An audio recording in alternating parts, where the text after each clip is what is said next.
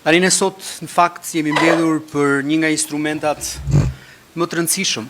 për sa i përket zhvillimit të territorit që sot bashkitë kanë në dispozicion, që është paketa e maleve, i cili realisht mund të hapi një dritare të re zhvillimi për territore. Besoj që vetë vizioni që kjo paketë ka është zhvillimi i territoreve në brendësi të bashkive, të cilat realisht ka nevojë për një model të ri të zhvillimit ekonomik. Dhe besoj që mundësitë që krijohen nga kjo paketë me procedura të thjeshtuara për gjithë ata cilët janë të interesuar, por gjithmonë duke u bazuar patjetër dhe në prioritetet që bashkitë kanë në territor, unë mendoj që të gjithë së bashku ne realisht mund të bëjmë një ndryshim të jashtëzakonshëm për sa i përket përfshirjes të zhvillimit ekonomik në çdo cep të Shqipërisë. Nuk do të ndalem gjatë për sa i përket potencialit jashtëzakonshëm që ne kemi në territor. Të gjitha bashkitë këtu kanë rizorse natyrore të jashtëzakonshme, sidomos duke pasur në krah edhe erën e zhvillimit të sektorit turizmit në nivel kombëtar. Besoj që krijon një sinergji të jashtëzakonshme dhe që patjetër duhet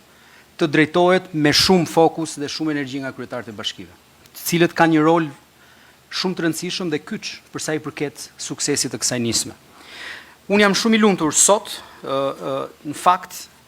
që të përmend edhe disa histori suksesi për treguar që kjo është një paketë e cila realisht mund të marrë atë drejtim që ne të gjithë duam. Ne tashmë kemi 5 bashki, të cilat edhe duke ndjekur rregullat e reja të udhëzimit të ri që ju të gjithë jeni në dieni, tashmë kanë avancuar për sa i përket përcaktimit të zonave prioritare, duke filluar me bashkinë Tropoj, Elbasan, Belç, Përmet dhe Skrapar. Janë 5 bashki të cilat patjetër kanë marrë dhe asistencën e agjencisë veçqeverisë vendore, dhe patjetër ky grup pune do të jetë në dispozicion të gjithë kryetarëve, siç ja u kemi bërë ndjeni, që ne të ecim me hapa të shpejt për përcaktimin e zonave prioritare. Dhe vetë udhëzimi tashmë është shumë i qartë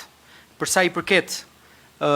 lehtësirave që bashkitë kanë për të përcaktuar këto zona, të cilat patjetër duhet të jenë të fokusuara nga të çfarë janë prioritetet në territor dhe duke referuar dhe atyre po i quajmë kërkesave ose shprehjes së interesit që investitor potencial, njerëz të cilët janë të lidhur me tokën, por dhe njerëz të cilët nuk ndodhen fizikisht në territor, por që patjetër kanë një lidhje direkte me zonat përkatëse, të kenë mundësi për të zhvilluar projekte.